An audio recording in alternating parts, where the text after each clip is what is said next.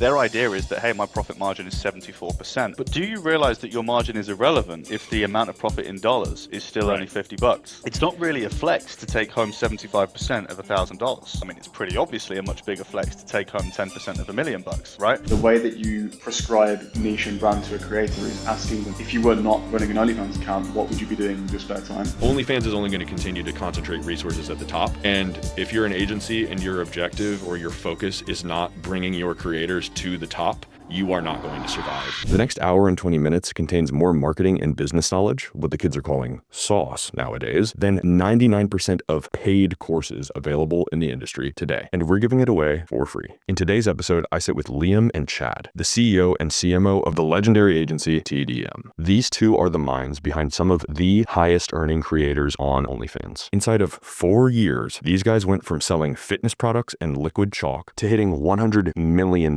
in net revenue. TDM are quantifiably some of the best in the game, and they are also incredibly generous with their knowledge. Over the course of this conversation, we talk about what good marketing actually looks like in 2025, how TDM consistently produces top 0.1% creators, and what agencies actually need to focus on in order to survive and succeed in an increasingly oversaturated and hyper-competitive OFM landscape. So stick around, pay close attention, subscribe to the damn channel, and most importantly, enjoy. I just want to start this conversation by saying I have a tremendous amount of respect for the organization that you guys have built. I was extremely flattered when you guys suggested we do a little team up. So thanks again for making this happen.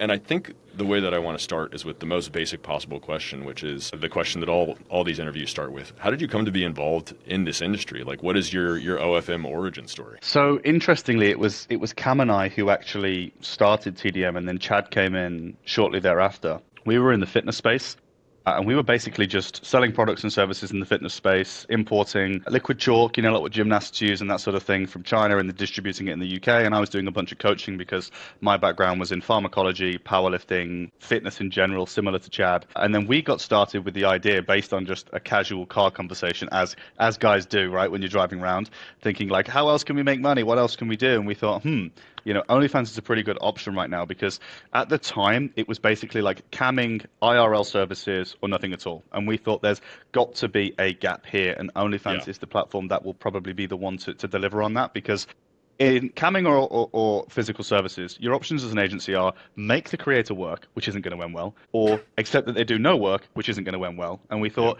that sucks. But OnlyFans, we can do all the work. We don't have to put pressure. We don't have to make people feel uncomfortable. We can be ethical, corporate, professional, and all of the things that we care about as people, and deliver. So we did. What year was that? Like, when did all this start for you? 21. 21. Okay, so you guys have been around for a minute then. Yeah. We definitely weren't the first to the space, but we were pretty early on in that journey. I mean, at the time, the notable faces for me were Nate Aston and Dean Indigo. They were, I actually don't know whether Dean started at the same time, earlier or later. Nate was the only one I kind of believe was before us for sure. But look, they were around at that time. And so when we started back then, it was interesting because chat was the way to go. Like, it was the value add, and we had UK chatters because we opened a physical office like we have here in the UK. Way back then, it was a 3-story terraced house that we crammed into, but this the same. It was real people in real world environments here in the UK. And so our value add as chatters was huge, and I remember we did our first ever chatting service by accident. We charged a guy 45%, which is, it's just hilarious.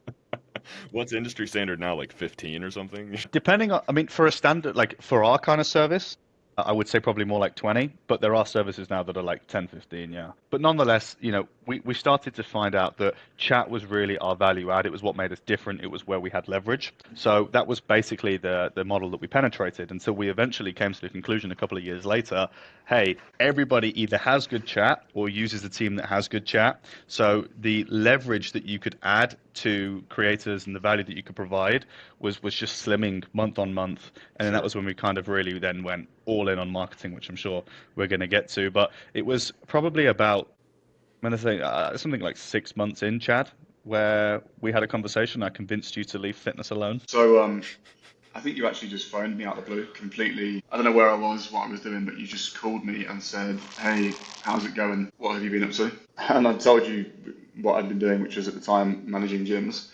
And then you said, okay, well, we're doing something pretty cool. You should come and catch up and have a drink with us. So I met you here where our office is based, and we went and sat down. And safe to say, I wasn't ready for that conversation. I definitely was not. I had not anticipated the jump from the fitness industry to adult content. By no means was I ready for that conversation, but actually reflection, sort of driving home and actually thinking about the conversation and what you guys are up to, it was just so intriguing. I just couldn't stop thinking about it for the next week or so. And I think you told me to go away and have a think, which is exactly what I did. And that entire week, all I could think was, wow, these guys are making X amount of dollars doing something that's really creative and also kind of like a little bit taboo and a little bit like just so different, right? It's just something that I'd never heard of at all, ever, like most of the guys that get into our industry. So that phone call then led to a week trial in the old office, which in itself was interesting. And I just fell in love with it straight away. The creative aspect of bringing eyeballs to your service or your product or whatever you're trying to sell, the actual process of marketing for me is just so interesting. And I knew immediately that was what I wanted to do. I think to begin with, we didn't actually put me into a marketing role. I actually did a bit of chatting to begin with, just understood the business, I think what's relevant there process. is that at that time, Francis, for context, anybody who wanted to be a part of our business had to learn to chat because it wasn't a widely understood industry, we felt, at that time in 21, 22. No, it makes So perfect sense. we hired some corporate professionals, we hired CTOs from public listed companies. We brought in a lot of people that were not familiar necessarily with OnlyFans as even a platform, never mind the way that the customer psychology works. So we thought, number one rule, irrespective of whether you're doing admin and finance or whether maybe not admin and finance, but like chat, web and tech, media, marketing, it doesn't matter to me. If you're going to be here, you understand how we make money, you understand what our core business is. So everybody had to do chat, but then chat, it was pretty apparent that your future wasn't on the keyboard. No, I did not enjoy chatting at all. Off camera, we just had a conversation about how much Chad and I hate interacting with people. Yeah. The marketing thing was more appealing because it's a little bit more. There's a layer of intermediation between you and the people that you're interacting with. It checks out. It definitely checks out. And so that trial week, then we quickly realized that actually chatting was not going to be the direction that I took. And so then essentially at the time, if we're open about it, we didn't really have any marketing department, so to speak. It was kind of like we were just giving creators a bit of advice on what to do and what not to do. And then that was kind of it. We just leave it to them. They crack on. From that point, I was like, okay, well, I need to kind of take hold of this entire department of the business and really form it into something that is self-sustaining and has staff and has processes and systems. And so then the kind of journey began, I suppose, in terms of learning to market OnlyFans creators, which in itself probably took me the best part of 12 months to really understand it. On and off, trying different things. As you guys mentioned earlier, we connected early on with some kind of key players that had an influence in how we structured things. We tried Black Hat, we tried organic, we tried paid, and obviously that led to where we are today, which is pretty much entirely organic as far as all of the traffic that we generate for the agency. I think what's relevant there as well, Francis, is that we were also at this time by accident really offering a chat service.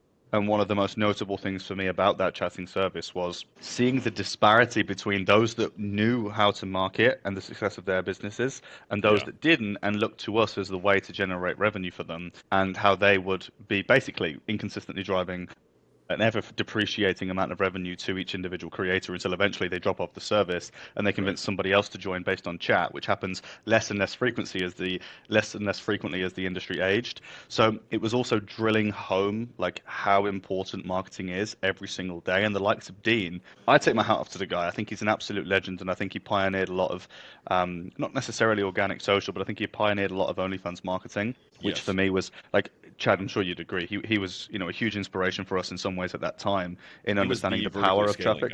Yeah, like because obviously we were chatting for Dean, right? So we, when he worked on creators like Queen Mommy Milker, we were there in the back end and just looking at really like what a genius Dean is and how great he is at what he does, and it really set the stage for like this is an example of how you market. Yeah. It's really funny. I listen to a lot of business podcasts, so it's like the same way that we're talking about, Queen Mommy Milkers and Dean kind of being an inspiration is like I was listening to an interview with the founder of Slack yesterday, and it's like they're talking about all of the same concepts and they're talking about it in precisely the same way, but when you interpolate Queen Mommy Milkers in the place of Slack or like Salesforce or something, I think one thing that we don't talk about enough is that we are in one of the funniest industries, just objectively, of all time. I think that's a great segue into what I really want to talk to you about first before we get into the broader marketing conversation, which is you almost certainly manage models with legitimate influencer potential. Creators who can attract millions of followers and reach the top 0.01% on OS. And now, Milky is officially reopening our consulting service to help your models reach that potential. Here's how it works. You fill out our consulting application. It's the first link in the description. It takes less than 2 minutes, and you'll get a follow-up email with all the information that you need to get started. Then you get a focused 60-minute strategy call with yours truly that includes the following: top to bottom evaluation of a model's current social media presence, the best possible niche for that model, plus how to establish and differentiate that model within that niche, research for the model, including a spreadsheet of the top creators and highest performing content in that niche, a full go-to-market brand strategy with aesthetics, personality, and repeatable content formats, and finally, a creative operations audit where I give you Milky's best practices to scale creative output without burning out your model and your team. And you get to keep a recording of our call to easily share with your team, plus all the research I do for your model. So if you are serious about building $1 million models, book your consult right now through the first link in the description. And now, back to the video. How you guys think about OFM and how you've constructed your business. Because from day one, I've taken like a very boutique, very craftsman-like approach to the industry. I built a super lean creative team, lots of role compression, very tiny model roster, and I've always outsourced chatting. And my approach has always been like, how can I maximize margin? Because I'm solo. You guys have a team, right?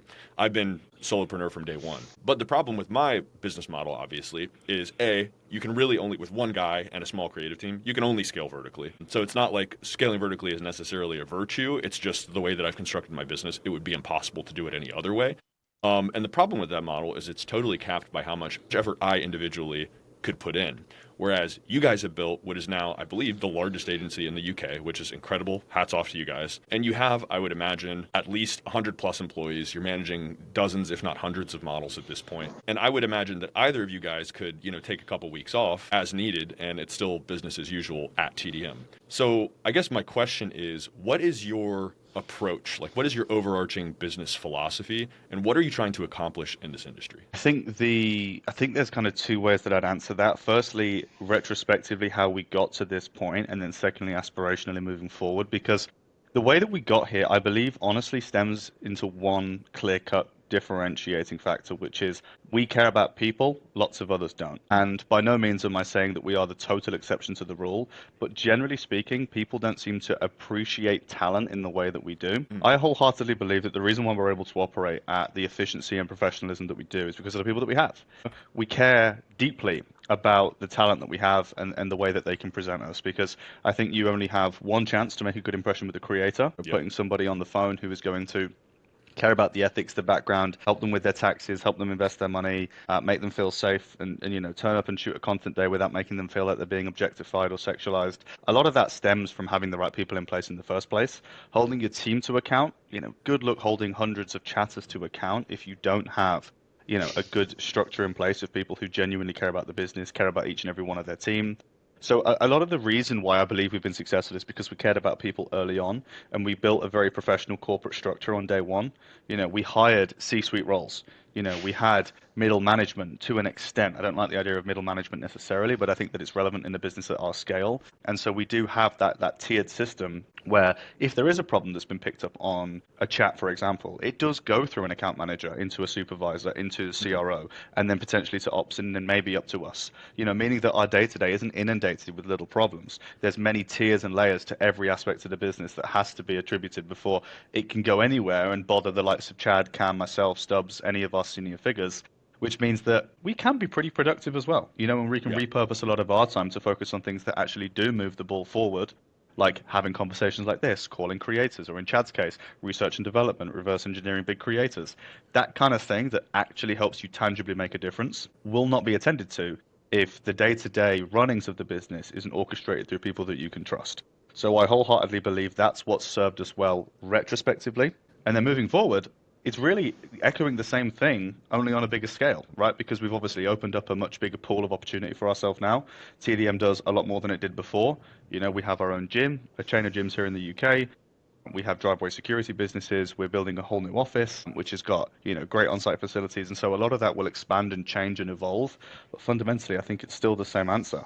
People is what we care about. Got it. That makes a lot of sense. I mean, obviously, I think it's impossible to develop the reputation that you guys have had and maintain as many models as you guys had and maintain positive business relationships, not just with your clients, but obviously everybody in the space wants to do business with TDM. So yeah, I think you guys have definitely accomplished what you set out to, and I'm sure that there's a lot more that you're going to do. I'm really curious about kind of what you guys see as the future of the industry and what direction TDM is going to go, but I want to save that for the end of the conversation. How are you guys thinking about resource allocation right now? Like, you guys are a huge organization. Where are you putting most of your effort at the moment? I wouldn't say we really have anything that's taking up more time now than it has in the past, other than just the general shift in what's important to the market that we're all seeing. Because if I rewind to 2022 that we mentioned earlier, everything was centered around chat. Chad, you can probably echo that from somebody that was outside. Imagine you felt,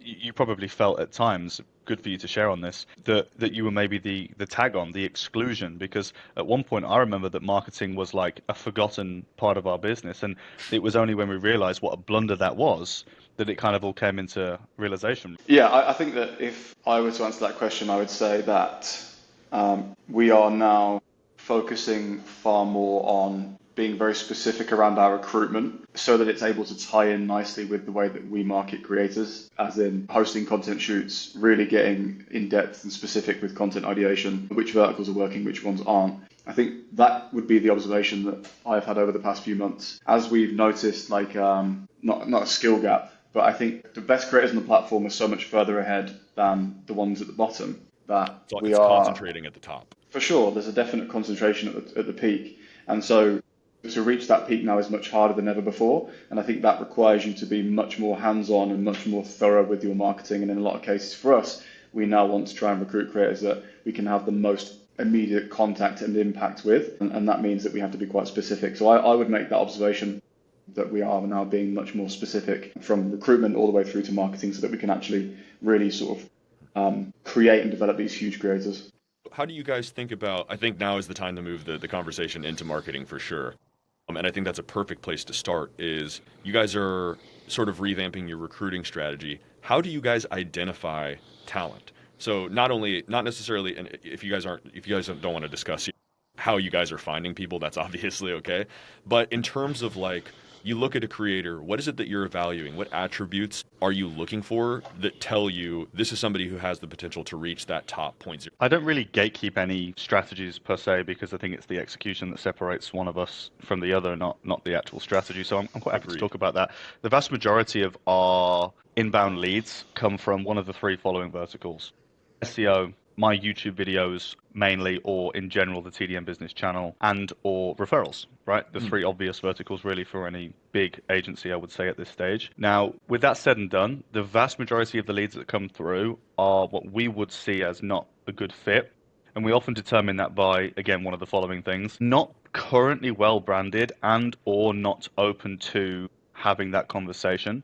Because a lot of the time we've had creators that have come through that are just very bimbo or girl next door or something conventional and generic that doesn't separate themselves, but then they also pair that with a lack of open-mindedness to pivoting. And so that for me is a big red flag, irrespective of where they are revenue-wise. The second thing would be that we tend to look for creators that we feel we get on with, which isn't a metric that we necessarily know how to track. It's more of just getting a vibe, being on the phone and actually feeling like, hey, look, we see eye to eye on a lot of things here. The visions and values of your page, the visions and values of the world that we live in. A lot of that we feel has to be synergistic in order to move forward. So from my perspective, like operationally, that's the kind of thing I'm looking at.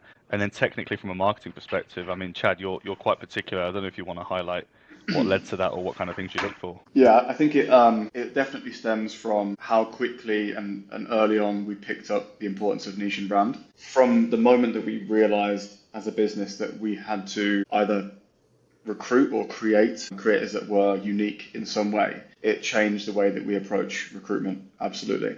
What was that, like, aha moment for you guys? Like, when did you start to make that change, and what were the things that were like, okay, like, this is happening, we have to get on this? It comes to mind. Chad, you know what? I can probably share it because it's going to be funnier coming from me. Go for it. Chad go for it. absolutely roasted me one day. That was basically what it was. Because I just thought, like, as you do when you kind of get caught up in business, you think more clients is more money. What do you do? Here we go. Yeah. and you bring on client after client after client. And one day Chad was like, but dude, every time we do that, our service gets shitter, and it was like, uh-huh, yeah, you're right. And I started to then kind of, we had conversations thereafter about reverse engineering, other big agencies that were doing well, bigger creators, and what likely led to them being successful. And we tried to work out what we felt was the best way to grow an agency. And what's interesting is that where we got to that stage of being too horizontally scaled, that was actually something that we consciously chose to do, having been previously very vertically scaled, the likes of Dean Indigo, huge, very few small, big accounts, and others that we had internally. Notably one of the ones that we've shared a case study on was the likes of Leah Shorty, a huge UK creator, joined us at 2K a month. We blew her to 450K. This was right in the beginning in like 2022. She was at one point probably 60-70% of our agency's revenue, and we felt very compromised. So that was kind of something we felt like we don't want to be in this position again. So then we went all in on hiring a bunch of creators because we thought, well, if we've got loads of creators, then each time one leaves, we only lose a little bit of revenue, and then we realized, right, we're too far in this direction now. And that was when Chad kind of clipped my wings on the onboarding to where we thought, right, well, who do we onboard then? What's important to us? Who's the avatar? What are we looking for here? And I felt like that was the moment where it sort of clicked. And then it was kind of smooth sailing from there, really. When was that? I'm going to go with like end of 23, Chad. Yeah, definitely 23. Yeah, and I would say that still probably puts you guys pretty well ahead of the curve. I mean, there are plenty of actors in this industry, plenty of agencies that still haven't come to that conclusion yet. So it's funny to think that you guys have been on this for 2 years now, and it's like you're still relatively early. What do you think are the biggest changes? Because you guys have been around for 4+ years now. What are the biggest changes that you guys have seen on the marketing front? And I think maybe let's get more specific to like organic social media. What worked back then that doesn't work now, and why do you think that is? Yeah, so I kind of touched on it briefly, but the skill gap, so to speak, between the upper echelon of creators and the rest, I think is widening over time. And over the past sort of year, 2 years, it's definitely gotten more broad. And I think that the continual raising of the bar, so to speak, has made that much, much harder for the average agency to succeed. And so, the creators and agencies that understand niche and brand very well are the ones that have ended up in that upper echelon, and the rest have kind of fell by the wayside a little bit.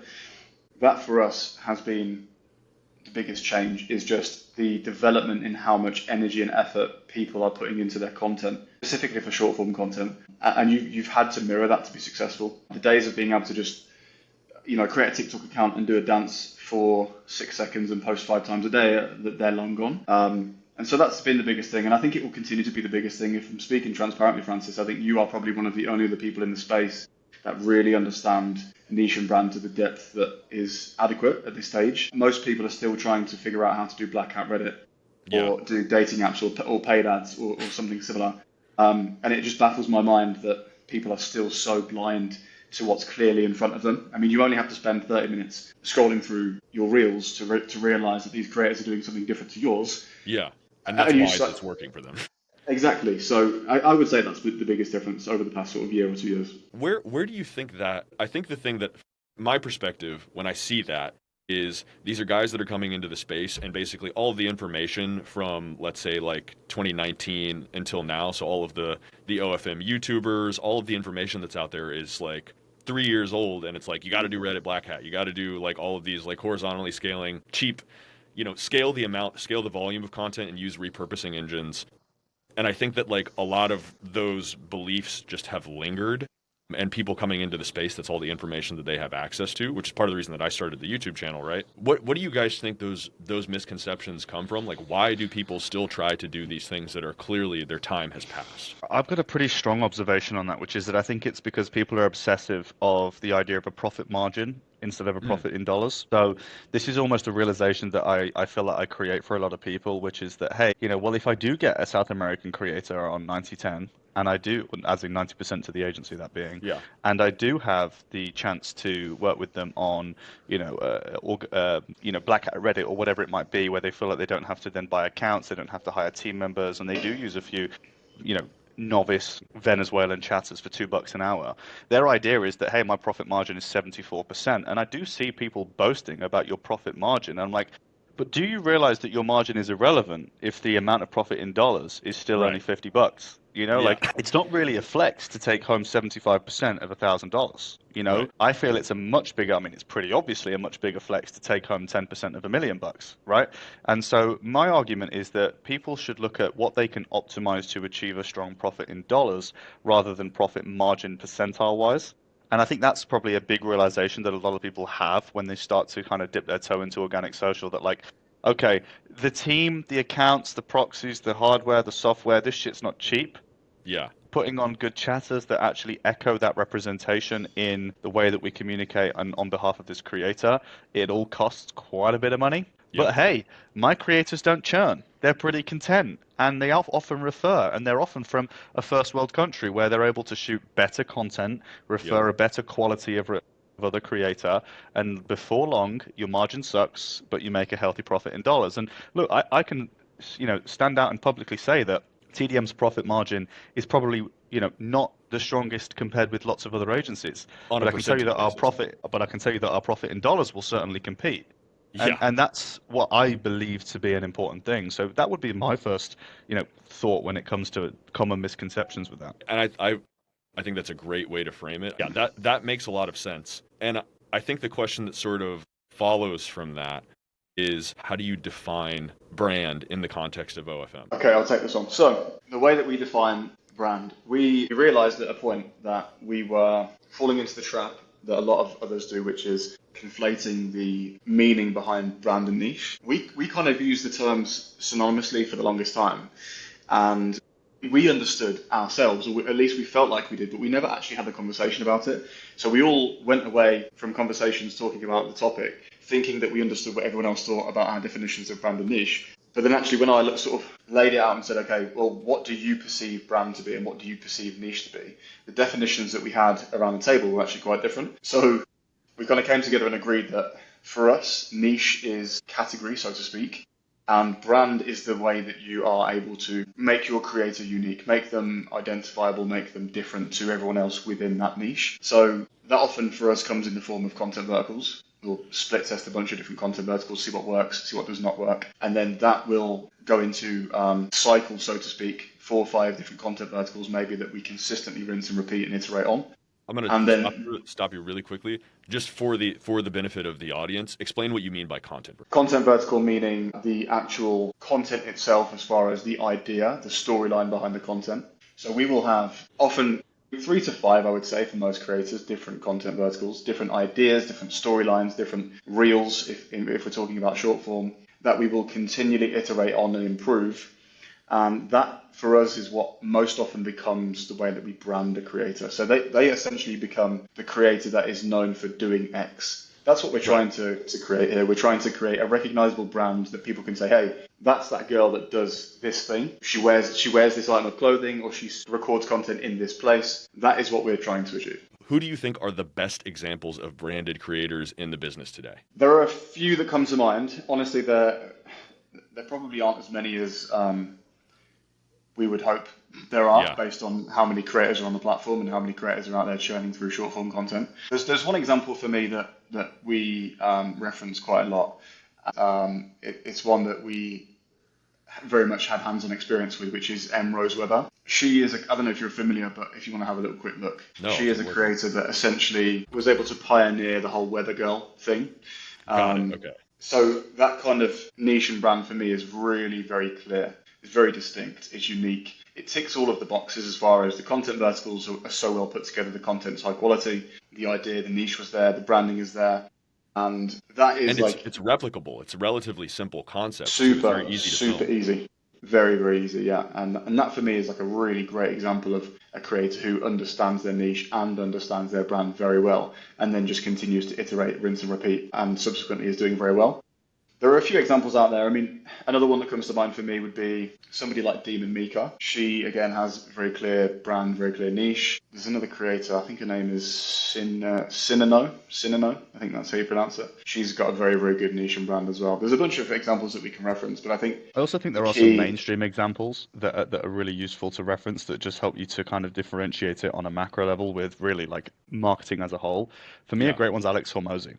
You know, Oh, like sure. he is for sure a guy who you recognize based on his brand and not his niche. Okay, because he's an entrepreneur, he's a YouTuber, he's an educator, he's a like a portfolio owner, like a bunch of stuff, right? But nobody remembers him for that.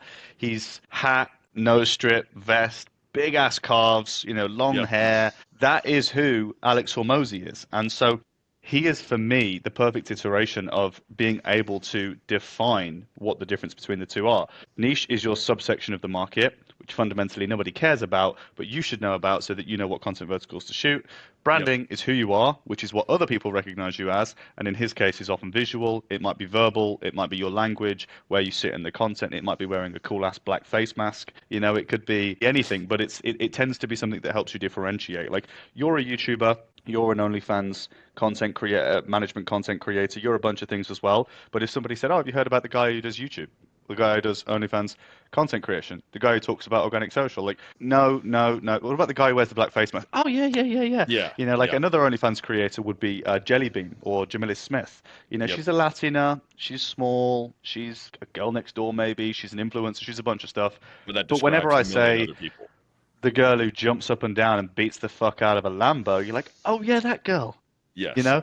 So them for me are great examples of the difference between niche and brand, for sure. I think one of the biggest difficulties, and what you just said, I think, tell me if you agree with this conception of it. In some sense, niche is like the target. There's obviously avatar is a word that describes this as well, but from the creator's perspective, niche is maybe like the group of people that you're trying to reach. Brand is how you connect with those people specifically, or like create an iconic image of yourself in the minds of the people that you're trying to reach. I agree with And that. I think one of the really difficult things about OnlyFans for me, right? If my niche is OnlyFans management content creation, like it's I understand that audience very well. I understand who I'm trying to reach. I understand what they want. They want actionable advice about how to improve their businesses. So in some sense, although I put a ton of effort into my content, the ideas and the like breadth of that content is pretty simple. I think one of the biggest challenges with OnlyFans is a lot of guys seem to have this impression that like your niche is every straight man on earth. If it's a trans creator, obviously it's going to be different depending on if you're representing gay creators, trans creators, whatever. But I think that they insufficiently try to target an audience and they try to appeal to everybody. And in doing so, obviously, they appeal to nobody. And then when you combine that with an inadequate understanding of brand, it's not really a surprise that like it's harder than ever to compete in the OnlyFans ecosystem because nobody really understands the content that they're even trying to create or like what they're trying to do, who they're trying to reach. How do you guys conceptualize that? Like when you are, let's say you take on a brand new model, you guys only work with people who have been doing OnlyFans, so obviously it's a little bit different. I think most people probably come to you with some established socials to some extent. But let's say that you take on a new model and you evaluate her, you see that you're fit to work with her or she's fit to work with you, but she needs to make some big changes to her socials. How do you identify like who are the audiences that we're trying to reach and how do you approach branding for a creator that you've just taken on? So the first thing we do, and I think this is a really necessary step that most agencies fail to complete, is they don't understand the creator well enough. They know nothing about them beyond their name and where they're based and maybe their age. That, in most cases, is enough for an agency to sign a creator these days. I think that's a huge mistake, and I think that the best agencies in the world are the ones that really understand their creators to the absolute depths. So we will permitting that. So our recruitment process, we're already kind of like headhunting the best talent that we can find, as far as creators that we see to have an already existing brand of some sort, people that we know we can work with really well. But if we've gotten to the point where we've signed a new creator and we need to make some changes, we need to understand them a little bit better so we can better position them in the market, we will basically ask them as many questions as we can get away with on a call like this one so that we can really understand them. And often what will happen is we will recruit a creator, in some cases based on physical traits, like how they look physically, how good their content is, things of this nature, which is great. But then also we have had so many cases where we've onboarded a creator, asked them so many different questions, and then actually uncovered something that makes them very unique, which then becomes our lever that we can pull to actually market them in a much more unique and diverse way. That is really kind of the biggest thing I think that most agencies are failing to do, which is just understand their creators to the extent that they need to actually find something that is unique, different, and marketable about them. Something that the way that I think about socials now is like concept exploration. It's a lot easier, especially now that I'm not in management and I can think about these problems much more broadly. That's part of the reason that I love my consulting practices, because I get to talk to so many other agency owners and work with so many other creators. And I really get a much broader picture of what the business looks like, as opposed to when you're managing, especially in my case, managing a very small number of models. You're really laser focused on what they're doing and how to expand their brand. And it's very easy to tunnel vision and not see what's going on in the broader context of social media. So one of the concepts that I've really been exploring lately is it's just a reality, and I'm sure this is the case in the UK as well, but in the US, there is an insane amount of political division right now. And one of the things that I've really been exploring is controversy as a feature of brand. And I think that in a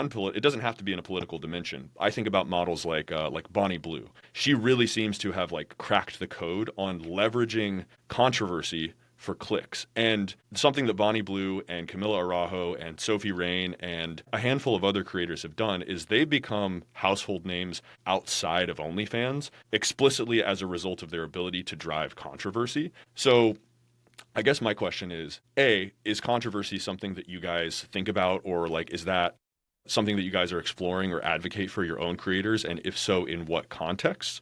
And then B, what are some of the concepts that you guys are exploring right now or like testing out that you think there's a lot of like meat on the bone that's unexplored by the space? I think in regards to the controversy, the kind of overarching standpoint from our perspective is great, providing it suits the creator. Because I think fundamentally any branding has to be authentic, which again is I think where a lot of agencies do go wrong, because they've got a cookie cutter approach of, hey, we want to do a gym girl, and they'll send a girl to the gym who doesn't like the gym. And that for me is again a weak example of where brand and niche have been correctly picked, because we know that that's not going to last forever, and if it does, we know that it's not going to be very authentic content, which in itself will mean that it probably sucks. Like there are many examples of where you've got the most popular one I would say is people trying to be gamers that don't game.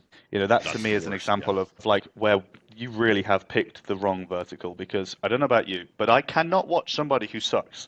Like if I wanted to watch a game of Call of Duty or FIFA or anything that I've got experience with myself in the past, and I'm watching somebody who sucks, like that sucks for me to watch, and I don't want to watch that. So there's many examples for me, irrelevant to me, right? Yeah. So that would be one of the first observations I've got in general. And where controversy is concerned, that's even more of a dramatic failure if that's something you've opted to do. Because trying to send somebody into the public domain and have them contesting people on the street, debating people on podcasts, and acting up to this persona that isn't truly them, I don't think it will work out. So Bonnie's an example for me of somebody who is in the right niche, because that is generally a reflection of who she is as a person. Absolutely. I don't know Bonnie personally, but it looks to me like she's having fun. And so I would argue that she is well suited to her niche and brand, and I think it makes sense for her, and therefore all of the perks of controversy are likely welcomed and just suit her perfectly.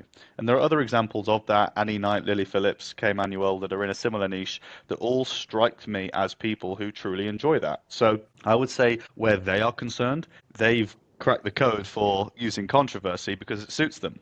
But I would not say that controversy is something that is really worthwhile for a lot of creators, especially those that do have confidence issues or are a little apprehensive or anxious. And I think in that environment, what we look for most isn't necessarily how controversial we can be, but how authentic the content verticals we choose are to the creator that's doing them. That, I think, is a great way to explain that 100%. Chad, do you have anything to add to that? Like what are some other concepts or like things that you guys are kind of testing in the domain of social at this time? Honestly, I don't think we're necessarily testing anything that's super different or unique. We're just doubling down on what we've done successfully so far. What I wanted to say about the controversy stuff is I think it's great, of course. It generates a lot of attention, a lot of clicks.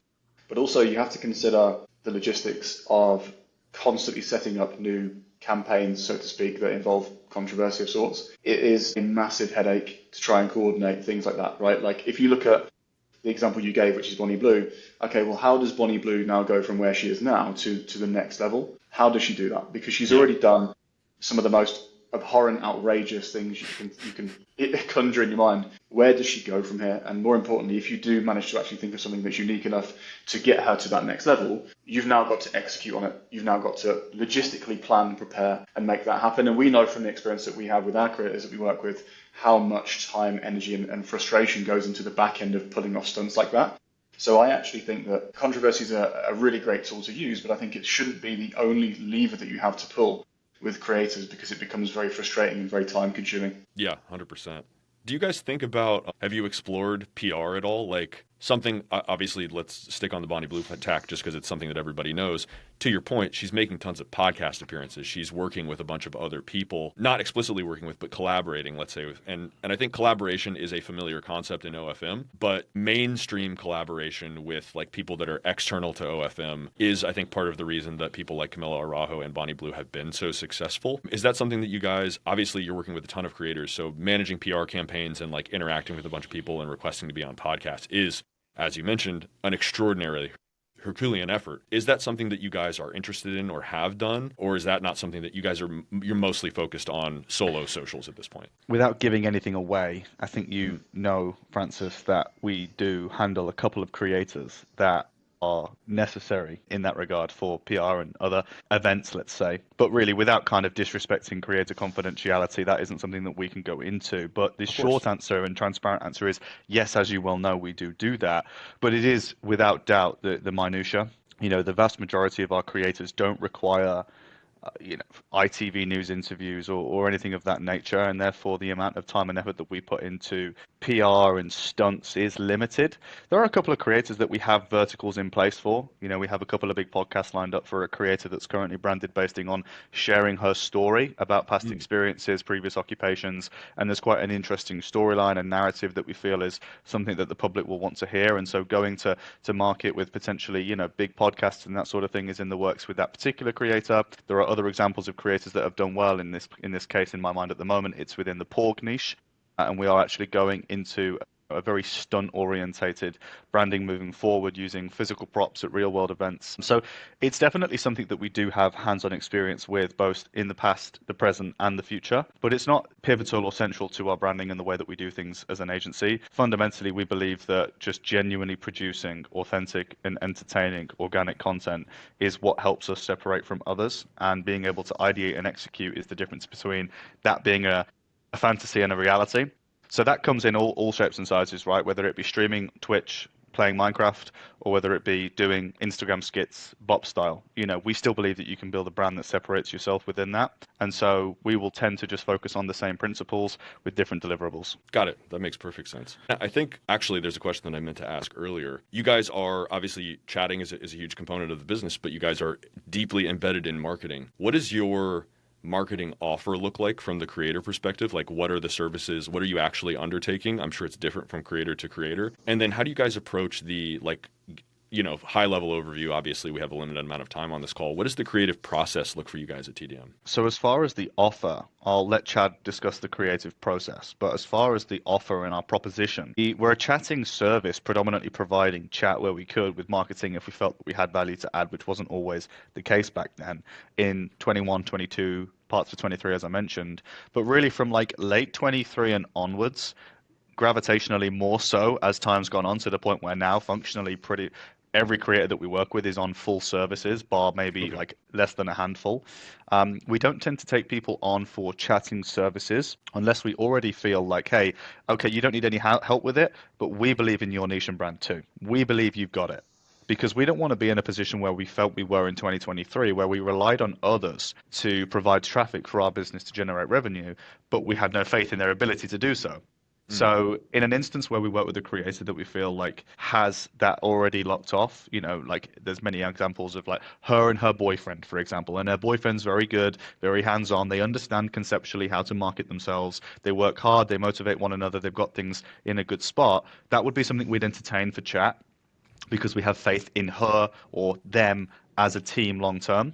But for the most part, we take creators on that we believe we can actually add value to from a marketing standpoint, because I believe that chat is a relatively low leverage offer in 2025, 2026. I think if that's your value add, you are going to struggle to keep creators on your roster, because that's not functionally what they need now. They need traffic, and so you want to provide that if you want to keep your churn low. So our value add where we have a choice is to be on full services, in which case, you know, Chad always puts it really well. We want to manage as little or as much of that end-to-end process as you're comfortable with us managing. That's a bit of a phrase that Chad will regularly use on calls that we have with creators, and I really like that way of putting it. And then from really, once we've kind of got our heads together and agree that we're going to do that, Chad, I'm sure you can explain what the creative process looks like thereafter. Yeah, I mean, it's relatively simple. If we assume that we've already agreed on a brand and a niche at that point, then the creative process is quite basic. If we have existing creators within our agency that are similar in one way or another, we'll utilize some inspiration from them and try some content verticals from those creators. If we don't have anything that's similar, then we'll go to the market and we'll do some market research.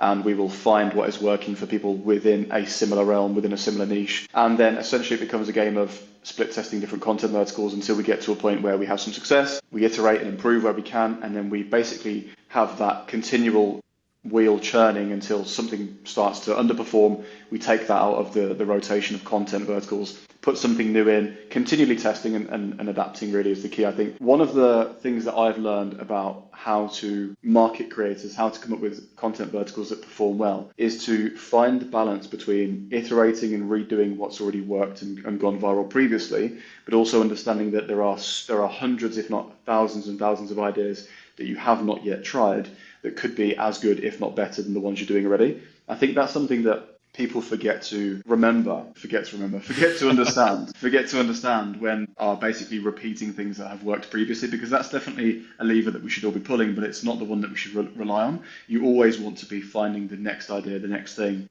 And that rotation, that wheel, so to speak, should always be changing and evolving as you do as an agency and a creator. Yeah, that makes perfect sense. Something that I have a couple of questions from my audience. I don't know if you guys polled anybody in your group chat or group chats. Something that someone left a YouTube comment that I thought was really, really interesting, and it took me a little bit to conceptualize it and like come up with a good answer. I'm actually going to be making a whole video about it soon, but something that I advocate against and something that it sounds like you advocate against in general is like the thirst trap TikTok dance style of content. That the time for that has passed. But somebody left a comment on one of my YouTube videos that was something to the effect of, well, Sophie Rain is like one of the biggest creators in the space, and that's all she does. So how do you grapple with that as like Sophie Rain's entire brand in some sense is that low effort thirst trap TikTok style content? So she seems to me on its face, before I really started thinking about it, like a counterexample to kind of everything that we're talking about, right? The exception to the rule of this is a creator that if she were to start today would be totally unremarkable, unbranded, probably wouldn't do very well in today's media environment. And yet she made, $43 million in 2024. So what do you guys think about that? Like, how do you kind of grapple with that question? And what do you think makes Sophie Rain in particular successful, despite doing all of the things that we say not to do? That's actually such an interesting question. So whoever asked that, kudos to you, because that is a really fantastic question. My interpretation of Sophie Rain's success, given that I agree with you entirely, Francis, she is unremarkable, ununique, in so many ways. There are two things, one of which is Sophie Rain and whoever was managing or working with her at the time did a fantastic job at making Sophie Rain, as in her name, the brand itself. That for me is one of the things that she has done very well, that's enabled her to capture such a large portion of the market. She, I think through a lot of promotion on Twitter, actually, a lot of paid promotion especially, she managed to make her name her niche. And so it was like, if you look through her X account and you go back to last year or even the year before then, they were hammering the paid promotion on X. And all of the captions that related to the posts had her name, her entire name in the caption. And I think they really made a point of just trying to get her out there on as many different platforms as they possibly could with brute force and consistency that was almost unmatched at the time. And I think, honestly, had they done that today, if they started to do that today in the exact same fashion, I don't think they'd have built a Sophie Rain in the same way that they did previously. But that's definitely an observation for me. I also think it was clever copy. It was things like, now I understand the Sophie Rain hype. It creates a curiosity around, well, what the fuck is the hype? Let me find out. Or like, OMG, have you seen the Sophie Rain? Is it like a Spider Girl cosplay or Spider-Man thing? Yeah, whatever, right? Like, it was always like, or like Sophie Rain really is that girl. It's like, what girl? Yeah. God damn it! What's so good about it? And it's like it creates that curiosity where it's not just a paid promo that keeps saying Sophie Rain to you, which is, look, fundamentally you probably need around 10 to 15 touch points as a creator if you really want somebody to remember you, right? Coincided with those touch points all being relevant within a brand that's interesting. But in a world where Sophie is being able to touch all of these people so frequently with her name and creating a little bit more curiosity each time, which by proxy will reduce the number of touch points required to be remembered, for me is the reason why she did well. And I think Chad makes a great point. If she did that today, I'm sorry, but I don't have the same faith, which is why I think that everybody thereafter has done it slightly less effectively. Yes. Yeah, 100%. I think that the brute force like method is something that I think a lot of OFMs cling to because they're not doing the effort to identify talent and recruit the appropriate people. Their perspective is like, okay, well, Sophie Rain is this unremarkable creator. All she did was blast her name out as aggressively as possible and produce as much of this low effort content as humanly possible. And look at the scale that she's achieved. Let me try to do that. And I think I agree in that if agencies that are trying to do that today are running headfirst into a brick wall. So yeah, I thought it was a really great question. I'm glad that you guys agree. I'm going to be making a whole video about it soon, but it was definitely thought provoking. I think that the timing element is huge there. The strategic element of like that brute force, get her name out as much as possible, obviously was a huge component. But I think I'm interested to throw that back to you, Francis, because I know that you quite like Camilla. You think she's a good example of a very strong and well-branded creator. What would be your answer, in short, because I'm sure you're going to break it down thoroughly for the video, which I'm keen to watch, but in short for you, let's look at Camilla, who's a slightly different example. What would be your thesis on how she's been able to be so successful when she's also unremarkable, ununique, etc.? I think that the thing that Camilla is exceptional at, the way that I conceptualize it is people love reality TV, right? In the UK, you have like Love Island, you have all of these shows where it's like beautiful idiots is what I call them, where it's just like these people are, they're good looking, but you watch the show. I've watched a few episodes of Love Island. My brother's girlfriend really likes it. Is my Sorry to hear that. And so incidentally, I just happened to be on the couch for 3 hours watching Love Island with them. That old chestnut. Right. I see. Yeah, my friend's roommate. No. But when you watch reality TV, and this is something that I would actually encourage a lot of OFMs to do, because I think it helps you develop a theory of mind for the people that are consuming the content, right? Like guys like us are not on Instagram drooling over hot girls on Instagram. We're helping make the content. So we're not the target audience. And I think as a result of not being the target audience, it can be kind of hard to wrap your head around like why these content creators actually are able to produce the results that they are. And I think in the case of Camilla, she has this really deep intuitive understanding of like, she makes reality TV she makes 30-second reality TV clips. And for a certain class of consumers, that's addictive content. Like that's really, really compelling. So you go to Camilla's page and you see her on a podcast talking about, is it pink? And you're like, you roll your eyes. You're like, well, this is so stupid. But somebody else, our target audience is watching that and they're like, is it pink? Does she really dye it? Like maybe I should go, like, I just got to go see. I just have to see for myself. Like that stuff works. And so I think something that Camilla does really well, obviously she now has this like mainstream, she's sort of becoming a household name outside of OnlyFans. So she's focused really hard on collaborations with like rappers, with now it's streamers. She's doing all this stuff with I'm not big in the streaming space, but Neon is the guy's name, I think. She's doing all this content with Neon. She's doing all these podcasts with other more mainstream people. And so she's able to access a much larger audience than just somebody who is making content specifically to promote OnlyFans. And I think that we're reaching a point of saturation in the OnlyFans industry where that type of content, like I really encourage all of my consulting clients and the creators that I work with on a consulting basis now, think about your content from the perspective of if you were not promoting OnlyFans, what would you be doing? And I think the answer for that for Camilla is like she's really good at creating drama. She's really good at gossip type stuff. She's really good at manufacturing this reality TV style content. And she's totally mastered it. And as a result of that, she's developed sort of a monopoly on that in short form. And I think that there are going to be creators in the non-OF domain who look at Camilla Araujo as a source of inspiration for like, okay, like I can tackle this. And to be clear, from my perspective, like, again, I don't find any of her content compelling at a personal level. The reason that I refer to her so frequently is that despite that, she still managed to develop this insane cultural cachet. And when I think like the content that I watch, I love film, right? I love long form. I love watching movies. I like character studies. I like dramas. I like watching classic cinema. And so when I look at somebody who's successful, who's doing stuff that I'm completely uninterested in, I feel obligated from a business perspective to investigate like what's actually happening here, which is why I reference Camilla so frequently. Does that all make sense? It does actually, and I think you made a great point where you said that if you watch the likes of reality TV, it's almost an exercise that you can do with yourself to reverse engineer why you remember certain characters, why certain people stick out. And I think it's a little like how I look at the world in general. I think you should operate, and notably, I actually heard Andrew Tate communicate this really well a couple of years back, where he said that you must walk through life with the observation of how the hell did I just spend $4 here? Why did I look at that billboard?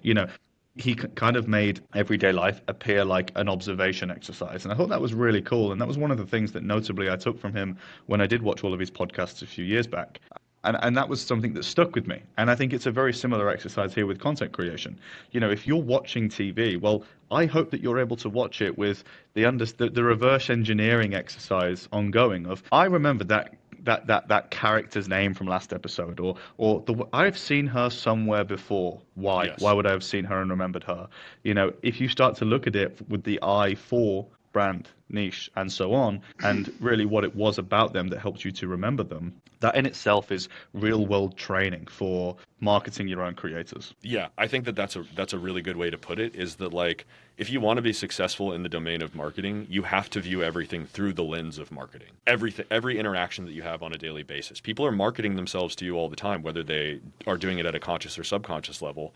We are obviously more explicitly tapping into the psychology of marketing, and like part of that, though, part of the ability to create compelling content is understanding how other people think and what they respond to, even if those people are totally unlike yourself. And especially in the case of OFM, I don't know any OFMs who are, I'm sure that there's some like weird closeted porn addicts out there or whatever that are doing OFM. But like from my personal perspective is like, I'm not a user of the platform. I don't consume the content. I'm not on OnlyFans, right? Like I don't subscribe to creators. I don't, other than like for very occasional like market research when I was actively managing in the very early days of like, what are people actually doing? Like how are people making money? It's not a product that we actually use. And I think in some ways that's an advantage because it gives you the ability you have to reconstruct from first principles. What do my customers actually want on OnlyFans? And then you start at the bottom of the funnel. It's like, okay, I've got these customers. I know what they want on OnlyFans. How do I extrapolate that to then make the top of my funnel more compelling to those people? How do I reach those people so that in some ways, the OnlyFans isn't just a top of funnel. It's like the Instagram isn't just the top of funnel. It's like part of the OnlyFans experience. And so integrating that entire funnel into the OnlyFans experience, I think, is how you create the most compelling funnel possible. One of the things that you said that I found quite interesting there, Francis, when you were talking about Camilla, was what would she be doing if she wasn't promoting OnlyFans? And you said that she's obviously good at creating controversy. She's good at the whole like gossip culture thing. I think that's a really important take home for agencies to understand. Is the way that you prescribe niche and brand to a creator is asking them that exact question. If you were not running an OnlyFans account, what would you be doing with your spare time? Because that is the only way to really enable them to produce content that they find fulfilling, and also that is going to give them the most inherent advantage to actually perform well. I think that's a real good take home. And I think in that you can also poke and prod to get the kind of answers that are actually going to allow for brandability. So in that question that we ask, it is open-ended at first, where we say, hey, if you weren't doing OnlyFans, or you weren't on the phone with me, or you had no environment where you could work, what would you be up to? They're going to sometimes come back with, oh my God, yeah, like I'd do this. And it's like, great, we've got you a brand. Do that. But then other times they're going to say, I don't know, I don't really know, I just like working, and it's in those environments that you have to then start to poke and prod. And that's where I feel like for us, we've got an idea on what that actually looks like. What hobbies do you have? What are you interested in? What unique talents can you do / have that nobody else does? What previous occupations have you worked in? Because a lot of the time that will paint a picture on how, you could essentially enlighten themselves to their own branding. Because I'm really big on the idea, and I know that Chad is too, on it. It has to come from them, and it has to be genuinely interesting for them. But that doesn't mean that you can't poke and prod and invoke that within them. Yeah, 100%. And I think another thing that's something I think of specifically about a consulting call I did a couple months ago. And this girl she's only doing like thirst trap content. It's like really just bland, undifferentiated stuff. And when I talked to her, it was like, she's unbelievably smart. She is she's a software engineer. She's had all of these interesting jobs with tech companies. And I'm like, why aren't you doing that? Like, and she's like, well, I don't think that many men are interested in hearing a girl talk about software engineering. And I was like, have you met male software engineers? They've never met a woman. They're going to be in love with you on sight. And I think that the takeaway from there too is there's a difference between your objective when you're marketing an OnlyFans creator is not necessarily to develop the largest following possible. I would rather have a creator who has 50,000 followers in that like software engineering niche or whatever. 25% of those followers are going to convert to fans, right? Like we have examples of that as well, where I've done content with, not well. Hang on a second, let me ease up Whoa, because I haven't done any content where I've like shot content on. I think that sounds a bit better.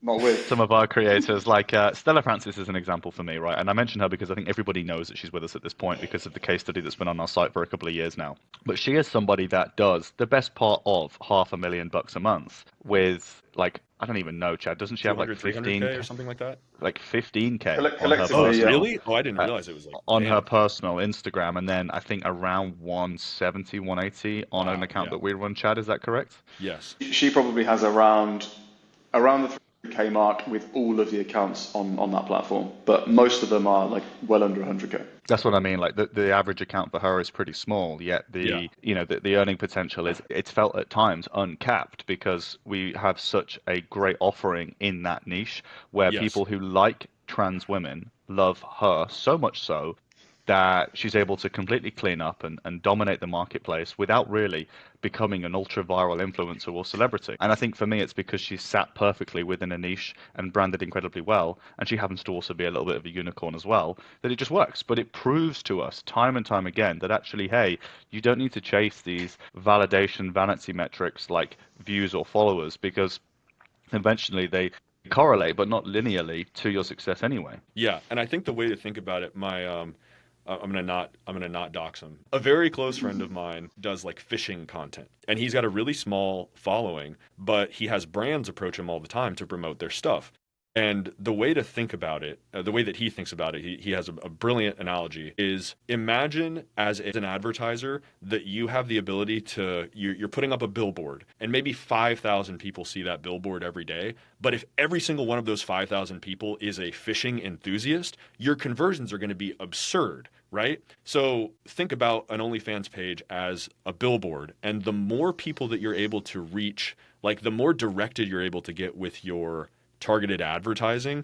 And OnlyFans is just like anything else, right? It's a product, and what you're selling fundamentally is access to intimacy with that creator. And the way to get the highest LTV customers possible is to narrow actually your focus, not try to reach as many people as possible, because when you have like a Camila Araujo, if you look in her comment sections, like I wouldn't say it's a deficiency in her brand, it's part of her strategy, but a lot of her followers are female. Her female followers are very obviously not going to ever convert to OnlyFans subscribers. That's not what they're interested in her for. Versus somebody like Stella Francis, who, if you're watching her content, you are into trans girls. And if you're into trans girls and she's the perfect trans girl, those are not only going to convert, but they're going to be unbelievably high LTV whales a majority of the time, a much greater proportion of the time than a creator who is more broadly appealing. And you're getting, like one of the first creators that I ever worked with has huge boobs, big boobs. One of the problems that you run into is that like there's tons of guys that are into big boobs, but they're low intent customers, right? They're happy to just see the big boobs on Instagram. There's not any like curiosity driven click behavior for a huge subset of people, especially if the content is relatively generic. So we were doing a lot of humor content for that creator, and we were dragging, tons of paid subs per day, but not all of those paid subs were super high intent. Often they hit the page and they were like, well, I just wanted to see if there was nude content on the page. I'm not actually interested in buying anything. Versus, again, Stella Francis, a perfect example. If you're going to her page, it's like, I want to talk to you. I want to get to know you. I want to buy all of your content because you're the one I've been looking for.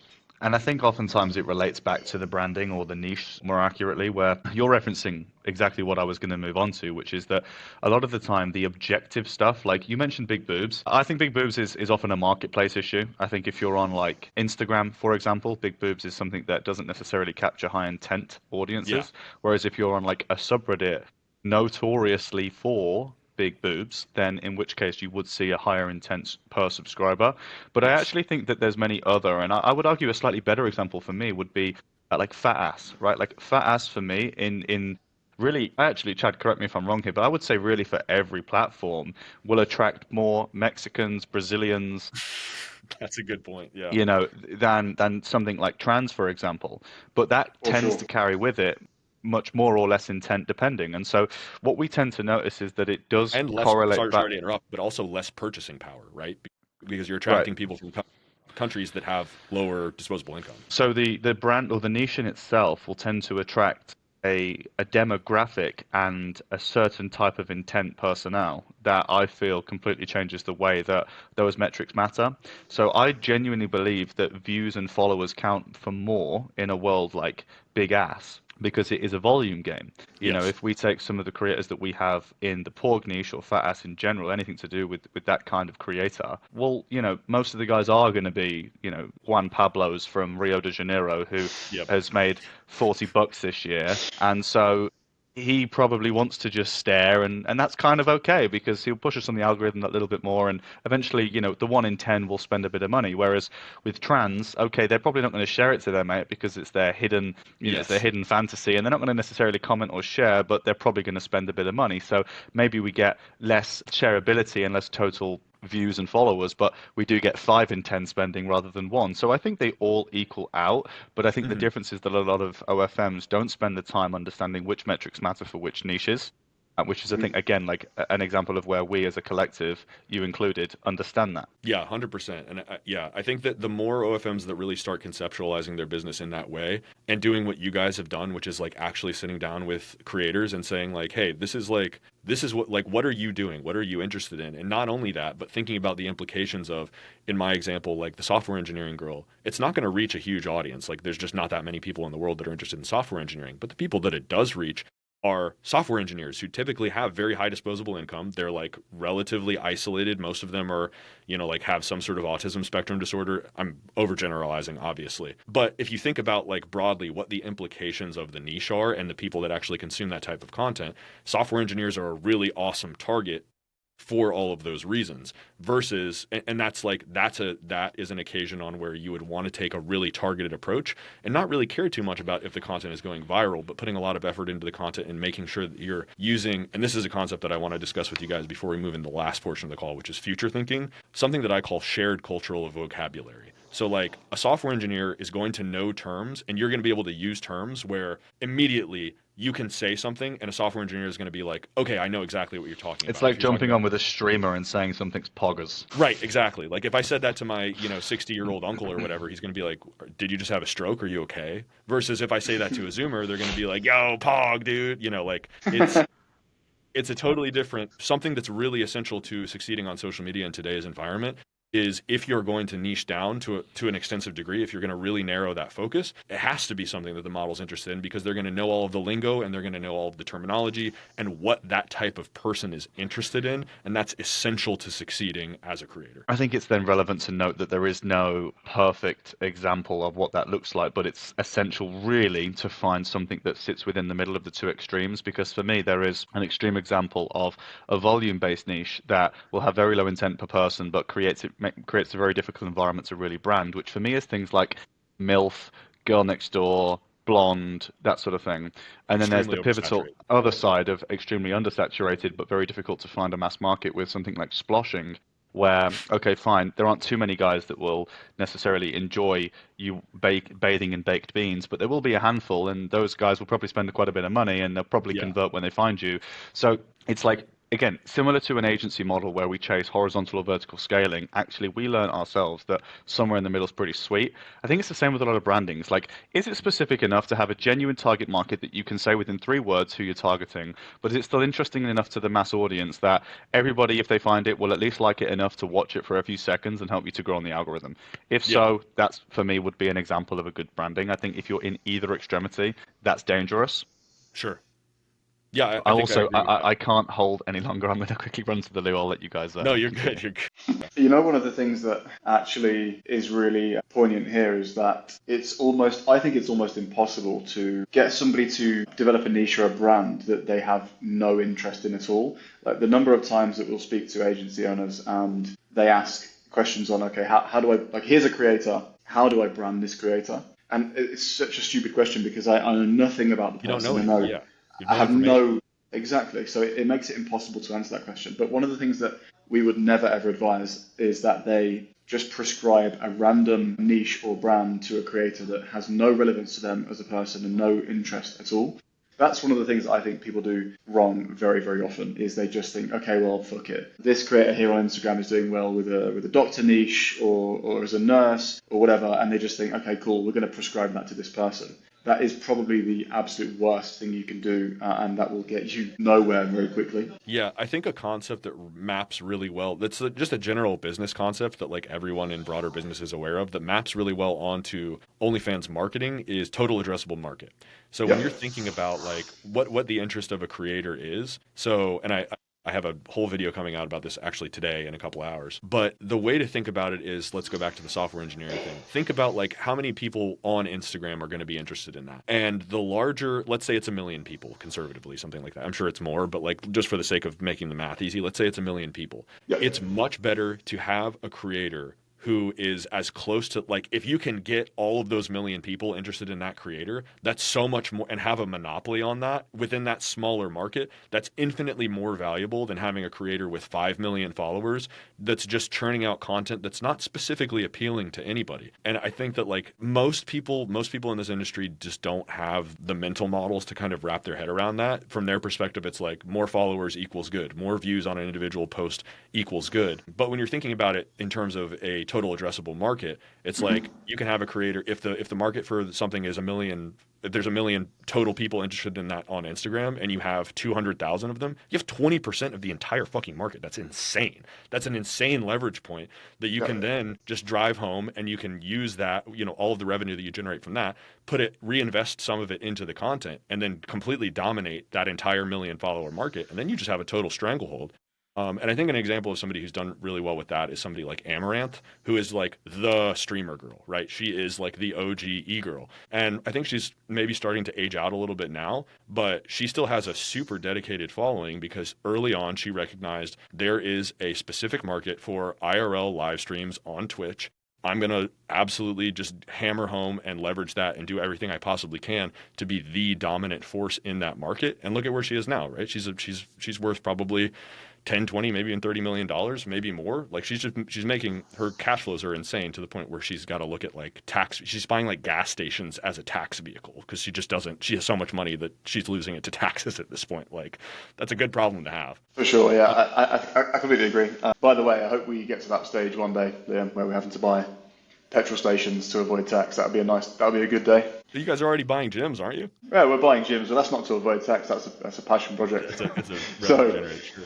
yeah. Well, I think that's a perfect way to segue into the last part of this conversation that I want to have with you guys, which is, A, what does the future look like for TDM? What are you guys, what kind of hands do you guys have your pots in? And then B, what do you think the future of this industry is? What do you think the longevity of the OnlyFans platform is? Do you have any concerns about like how much longer the industry has left, or what the next thing in the digital intimacy industry is?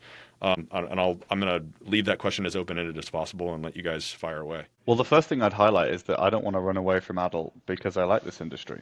I think we're bringing a nice touch to this industry. We're bringing we're proving to everybody that you can operate professionally and corporately. You can respect the GDPR policies of businesses in this industry.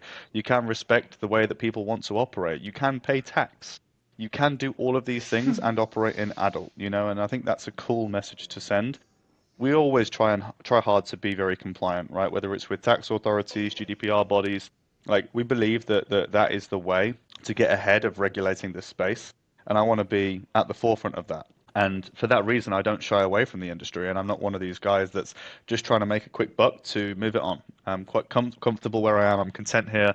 And I like the industry as well. I think it's a lot less toxic actually than some of the other industries that I've been in the past, especially things like fitness, where it's all about swinging your third leg around. And I don't know, I think this industry is a little bit nicer in that sense. So for that reason and that reason alone, I don't want to run away. But then more importantly, I think there's also a lot of innovation to happen. This industry is far behind in many ways. I think financial products, helping people to separate funds at the source and control for agencies and creators being able to be paid out fairly. I think a banking infrastructure that welcomes higher risk candidates. I think a way to submit with the IRS or HMRC or any tax authority with more compliance from the source is important as well. I think there's lots of parts of this industry from a financial and a legal perspective that could benefit from some authority, structure, regulation, rigidity, which we want to be a part of. And so, again, for that reason as well, I don't feel like we should run away. But more importantly and more excitingly, there's loads of innovation to occur, and I'm sure you've probably spoken about it a bunch of times with previous guests. The likes of AI, the likes of virtual reality are going to bring a new flavor to the way that we currently sell our services. And that for me is also exciting. So there's a number of reasons why I don't want to run away from adult.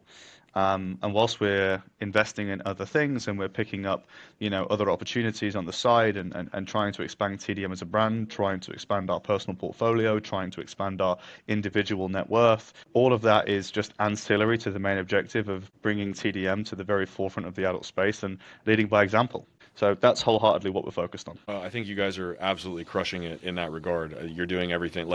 It's really refreshing to talk to people in the space whose values are precisely aligned with exactly what they're doing. It's clear that you guys are very thoughtful in your approach. I've heard you say more or less that on multiple podcast appearances. I've watched a lot of your content. It's very clear to me. I think a lot of people would leverage that as a PR tactic or something like that, where it's they're fundamentally being dishonest. They're saying we want to be the good guys in the space, and then on the download they're scamming creators. They're doing 80-30, 80-20s and not paying out. Yeah, just a number of unscrupulous practices, and this is I think that you guys are doing a lot in respect to not only bringing this industry into the light, but making it very clear there is space for respectable, respectful actors who also are crushing it at the business. It doesn't have to be one or the other. And I think that is really important. And that's part of the documentary project that I'm working on. I'm obviously really excited to get some footage at the new TDM HQ to really explore what you guys are building and what you have built and what the future looks like. Because I think that agencies like yours and TDM specifically are the future of this business. And the more you guys win, the better the industry as a whole gets. But yeah, is there anything else have you guys looked at all into something that I'm really particularly interested in that I think is going to displace, let's say, the bottom 90% of OnlyFans creators and OnlyFans agencies is these erotic AI chat sites. Are you familiar with what I'm talking Candy.ai, SecretDesires.ai? You familiar with these products? Familiar to an extent, yeah. I mean, whilst we're again not the target market, we understand what they are, how they work. I think what you're about to say is that everything we just discussed on this call in relation to brand, market positioning, all of that kind of stuff, is exactly how we will combat that in the future and how we will further separate the gap between us and the vast majority of the OnlyFans managers in the space. If that was what you were going to say, then I hope I summarised it for you. But essentially, yeah, I think that those kinds of services and products will definitely grow substantially in the coming years. And the only way to combat that is to basically hammer home on the really intimate connection between the fans and the creators and making that so much more intense. I think that's really the only way to kind of put yourself in a position where you're not going to get swept up by that kind of new movement. I'm interested to hear your thoughts on that, actually. I agree with you 100%. I think my positioning is less coming from, obviously, as somebody who's no longer actively managing, I'm a little bit less concerned about the displacement of OnlyFans. But I agree with you insofar as you guys have nothing to worry about because you're establishing yourselves as the top 0.01% of the industry, and you're only working with creators that you believe have the potential to reach that. Those people aren't going anywhere, right? There is a human fascination with fame and with celebrity and with that intimate connection. You guys clearly are very forward thinking in that regard. You're way ahead of the curve. I don't think the TDM by any means is going to be displaced by these products. I think that my general market thesis is that OnlyFans revenue is primarily driven by that top, let's just say 1% of the creators on the platform are generating substantially all of the revenue. It's probably something in the neighborhood of 1% of creators generating 90% of the revenue for the platform. And I think what the AI companion sites are going to do they already are and are going to continue to do is swallow up that bottom 99% of market share from consumers who are maybe not willing to spend the money that is required to have the quote unquote premium OnlyFans experience. These are products that basically you have access to. Either you create your own AI girlfriend who looks precisely like you behaves and acts precisely the way that you want, will do any of the sex acts that you want, that can create very sophisticated images and video, and that you can chat with 24/7 at, approaching zero cost. I think they're extremely compelling to a class of consumers who might otherwise be attracted to OnlyFans because it's the only option they have. There's I obviously think relevant there is, again, the idea of how important a brand is, because branding in itself is AI proofing. Yeah, agreed 100%. I think that the future of this industry is going to be, it's only going to continue, OnlyFans is only going to continue to concentrate resources at the top. And if you're an agency and your objective or your focus is not bringing your creators to the top, you are not going to survive. Probably, I think within the next 2 years, substantially all of those people are going to get wiped out. That's kind of how I'm thinking about the future of this industry and this market right now. Do you guys have anything else you'd like to add? Anything you'd like to plug before we close off? Nothing necessarily to plug. I think anybody who is eager to learn more about what we do will naturally find that organically. We don't sell a whole lot of services anyway. We're pretty focused on what's core to us, and that's building brands and doing what we do and adding value to creators, which I think is fundamentally the goal for any agency, and they should remember that. But we've discussed some really good points here. I think we've circled back to what is most important and most pivotal to an agency, which is, do you understand the difference between niche and brand? Do you understand how to find that with a creator and what to do with that information? And I think we covered that comprehensively here. Agreed, 100%. Thank you guys so much for your time. I really appreciate it. This has been an amazing conversation. I'm sure people are going to get a ton of value out of this, and I look forward to collaborations in the future. Likewise, man. We look forward to welcoming you. All right. Thanks for your time, man. I appreciate it. Absolutely. Oh, one more thing, really quick. I just launched a free Telegram community for OnlyFans creators and agencies. I still love it when people leave comments on my videos, but if you want real-time advice, I am on Telegram every day, posting tips, running polls for future video topics, and personally answering OFM questions. So if you want to get better at using social media to scale your OnlyFans pages, hit the link in the description and join us. Again, it's completely free.